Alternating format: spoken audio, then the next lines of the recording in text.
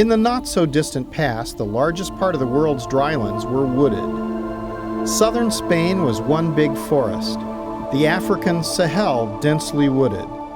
The bare, dry Pyrenees in Italy had thickly wooded slopes.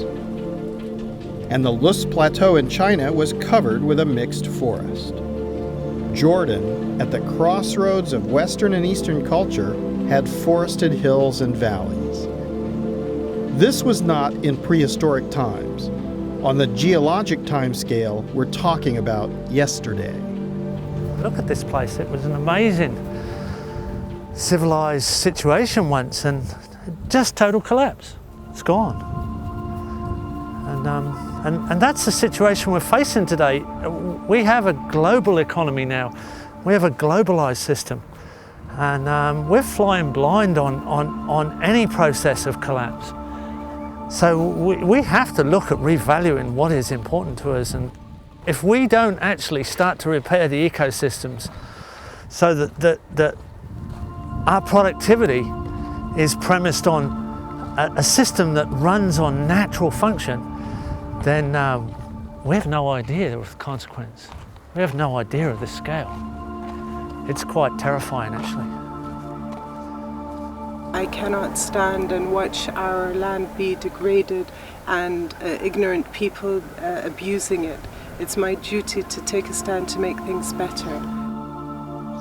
According to the United Nations Environment Program, biomass models for Africa, for example, show that much of the land most suited for forest cover has been degraded and deforested. And we can see this with our own eyes.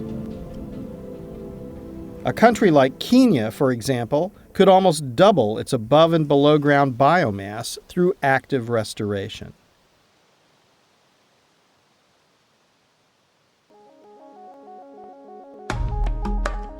On the magnificent planet we call Earth, forests represent one of the most perfect systems.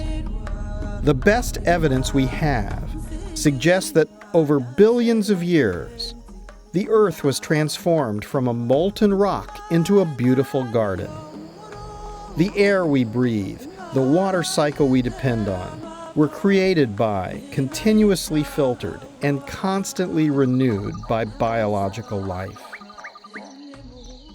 As each generation lays down its body in death, the decaying organic matter and minerals from geologic materials form a living soil, a habitat for insects and microbes that transmits nutrients and water to the next generation. Life has evolved in wondrous diversity, with species specially adapted to their environments, often depending on how much water was available. Many relatively water-scarce ecosystems, including grasslands, forest savanna, steppe, thicket, and subtropical dry forest, among others, are collectively known as drylands. Drylands can be found on every continent and cover over 32% of the Earth's terrestrial surface. If deserts are included, then the percentage rises to over 40%. More than 2 billion people live in drylands, in over 100 countries across this planet. 90% of the world's poor and marginalized live in drylands. Asia has the largest total of drylands, with 18 million square kilometers.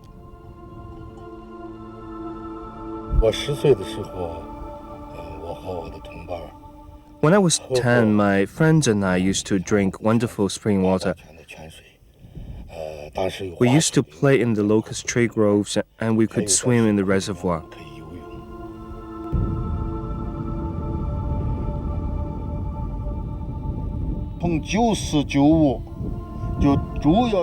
From 94 and 95, more seriously in 97, 98 and 99, and especially in the spring sandstorm this year, 2000. It was fierce. The sand started covering everything. In the past, there wasn't any sand here. This was all grass.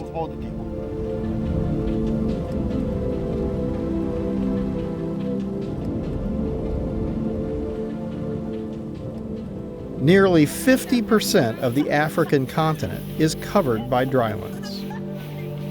Many people who live in drylands depend directly upon the natural resources for their survival.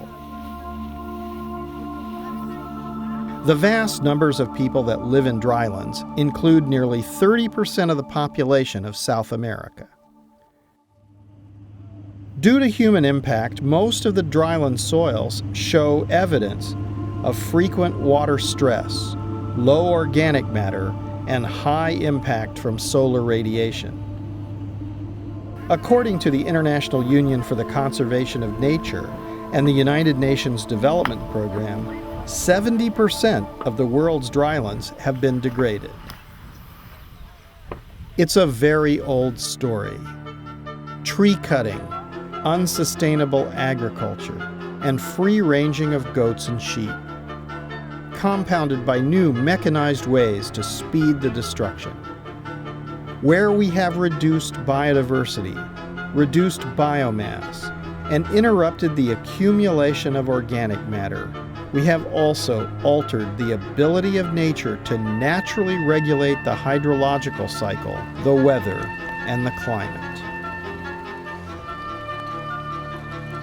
The Intergovernmental Panel on Climate Change has predicted significant increases in annual mean surface temperatures and decreases in precipitation over broad dryland areas on all continents. Already now, climate change has a far greater impact in dryland countries than in more temperate regions. One thing that became apparent early on is the connection between damaged environments and human poverty. In many parts of the world, there's been a vicious cycle. Continuous use of the land has led to subsistence agriculture, and generation by generation, this has further degraded the soils. The vital question we have to ask is, can this destructive process be reversed? Poverty, dependence on external inputs, and the destruction of the local natural supply systems has often led to collapse. The environment degraded, and the culture here was vulnerable to their water supply. Their water supply catchment coming in was just in one particular area, so that made the people very, very vulnerable. But generally, the trade in commodities finished. The trade finished. The civilization collapsed.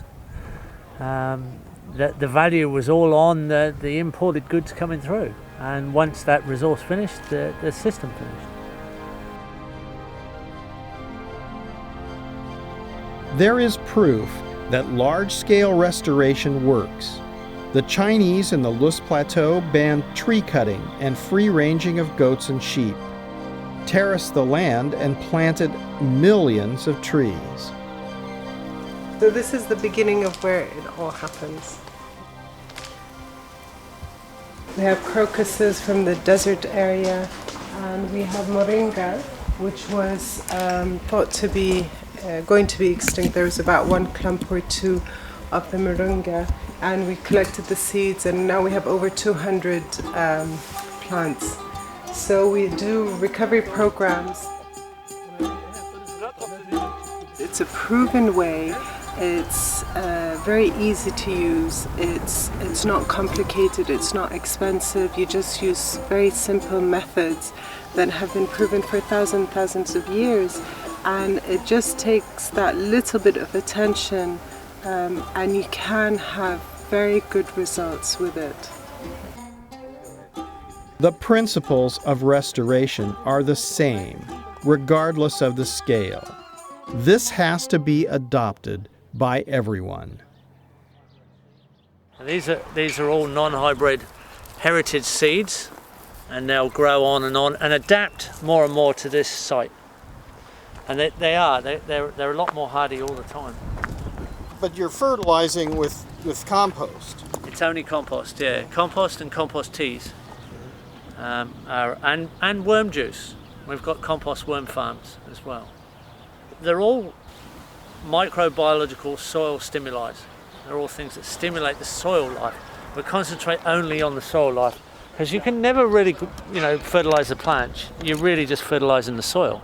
You're feeding the soil, not the plants. And the biology feeds the plants. Do you continuously farm the kitchen garden? Yep, we're planting new seedlings in as old plants are coming out. We're interplanting straight in, and we're continuously cropping. And that's because we're using the compost.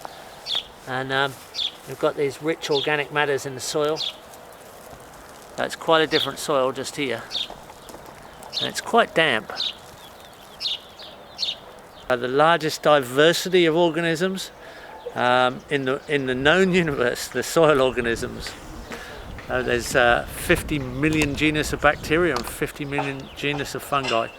And you're feeding the organisms, and their exudates and their interactions are feeding the plants. That's how it works with natural systems, and that's how it works with organics.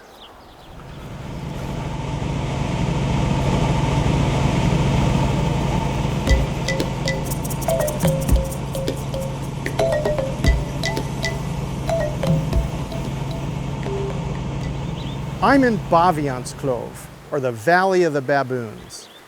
This is near Port Elizabeth in South Africa. It's a reserve, which is a World Heritage Site, and it's got 3 biodiversity hotspots. And here, clear, beautiful streams are flowing out of the hills. And this water is flowing out of the hills because it's been captured and infiltrated and retained by the natural vegetation here on the hillsides. But just outside the reserve, there are vast areas where for 3 generations farmers have been removing the natural vegetation. And in those areas, you see severely degraded lands, which are massively affected by drought. If you think at farming in the past, people didn't pay any attention to actually protecting the natural resources, because they used to had enough of that, and probably they didn't care by thinking long term what's the consequences of what they do. We mustn't destroy our biggest asset, and our biggest asset here is nature. You destroy the ecology of your farm, you've got nothing left, there's no future. So that's the most important thing as a farmer to manage, is the ecology of your farm. To address the degradation, the South African government, African and international academics and students, and local people have created the Participatory Restoration of Ecosystem Services and Natural Capital in the Eastern Cape, or PRESENCE. This innovative program is bringing together the government, farmers, farm workers, academics, and students in a learning network. By synthesizing the indigenous knowledge of the local farming community, the PRESENCE participants have learned the importance of a unique endemic plant. Portulacaria afra, called spekboom in Afrikaans, anchors a diverse range of plant life, helping to restore degraded land into a functional system. Behind me is subtropical thicket. This is a specialized dryland forest ecosystem found mainly in South Africa. This system is extremely important. The canopy and the vegetation infiltrate and retain rainfall. The root systems prevent erosion. The accumulation of organic matter and the biomass itself all sequester carbon, and this is habitat for some of the most endangered species on the planet. The Learning Village houses a very professional nursery system that propagates mainly indigenous and endemic species, including large amounts of spekboom, which is then transplanted by Working for Water teams onto the degraded slopes. Working for Water is part of a government employment program that includes Working for Wetlands and Working for Woodlands, providing training and income for people who need jobs in work that benefits the local community and global ecological health. I think we put life back into the area. I think it's crucial. I think water is the driver of everything. No water, no life. And when you can see that that water stays longer in the area, you see life coming back into the area. Or it's now because it's overgrazed and there is nothing anymore and the water runs off, it's dead, you walk in a desert. Or it's invasive aliens that sucks all the water of the area. You walk in that area and you feel dead. You feel it that it's dead. If the ecology is intact, this is a beautiful place. And that becomes a value to the land users. Secondly, another link to the ecology, this area has got the ability to generate a huge amount of carbon in the context of an arid or semi-arid to arid landscape. Drylands account for 36% of the total carbon stock of terrestrial ecosystems. Despite its low plant biomass of 60 tons per hectare, compared to an average of 150 tons per hectare in other terrestrial systems, there is substantial potential for soil carbon sequestration, given its very large surface area and the high level of soil degradation. The scientists at present are continuously studying and monitoring how the region's vegetation and water interact. Already, the Learning Network has inspired 40 master's degrees and 10 PhDs. The data being gathered does much more than generate a degree. It is immediately useful to serve the community and protect the ecosystem. With the scientific input, yeah, we've learned a lot. That areas which are really degraded can still be restored. The whole philosophy of our organization is that your work should contribute to the bigger picture. It should be done in a way that it's useful, so the pride is in the usefulness of the work. The ideas come first of what needs to be done, and research comes as a support. So research is not done solely to get new ideas, but the ideas come first and then research is sort of feeding into those ideas so that they can be applied into the field. That the only way we're going to make a change in any landscape is that when we work alone, it's not going to happen. When anybody works alone, it's not going to happen. That we have to give each other the room to work and develop yourself, but as well that we have to have the passion to work together and work with each other. Most important thing is when a student comes here that he personally develop, not about his thesis or anything else. He needs to personally develop. He needs to be a person who can change the world wherever he goes. The Learning Network is also proving useful to help the next generation to learn about the environment in which they live and how to protect it.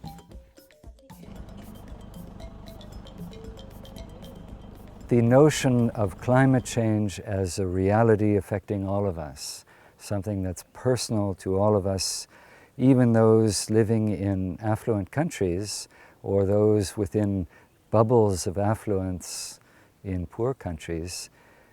In the last 5-6 years, there seems to have been a much greater awareness developing around the world that conservation and sustainable use of resources and restoration or reparation or repair or rehabilitation of things that we've gotten wrong or have damaged in the past, all of these things are important to all of us. Globally, scientists predict increases of catastrophes like floods, droughts, and fires. One example of this happened near Melbourne in Australia in February of 2009. This whole area, nearly 100% of this forest was burnt. I was there on the day when the fires went through. I've never ever seen fire as intense. It was devastating in terms of the structures, the trees that came down, the animals that were killed, the lives that were lost, human lives. There's a big potential for species to be lost here, and I think when the challenge was put to me by that senior ecologist, he said, you give me a call when you reckon you've lost a species, and I haven't called him yet. So that really lifted me from despair into, well, I've got a challenge here, and the more I looked, the more I realised this forest has been and done this before. It's done intense fire before.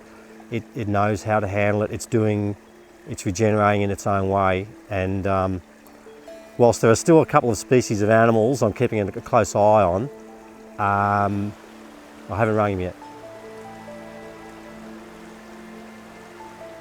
It is amazing how quickly nature can recover. We have to align ourselves with these natural forces. You can see all around you the regeneration that's occurring. There's an obvious parallel between the forest regrowing and your own recovery.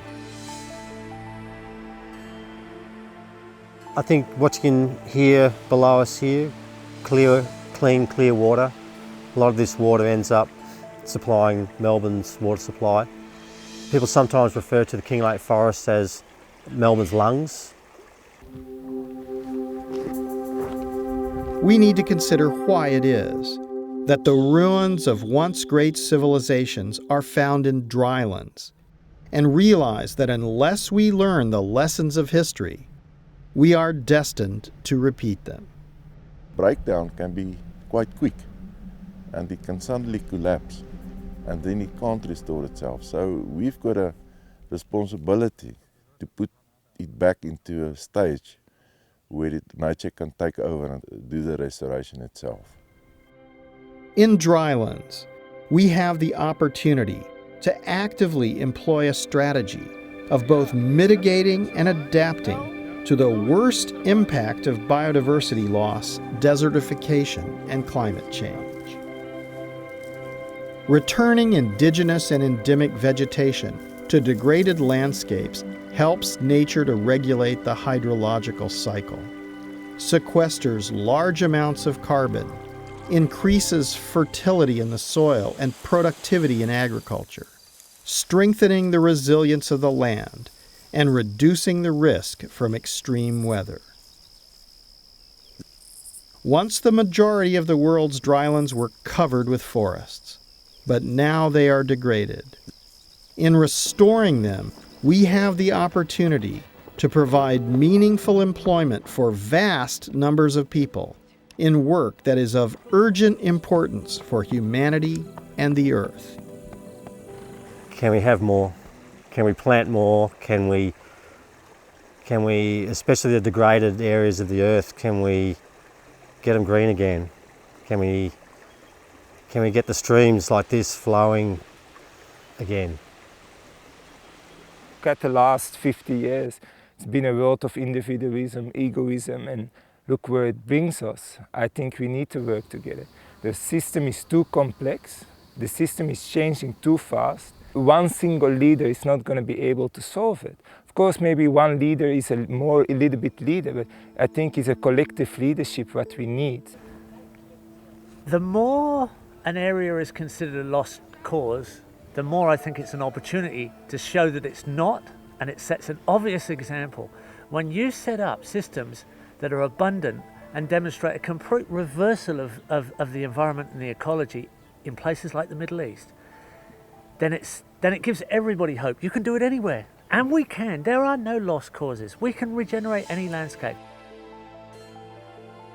The only way that we can address the problems we face is to design solutions that are able to reach the scale of the problems. Restoring drylands provides the chance for humanity to act as a species on a planetary scale to secure our common future.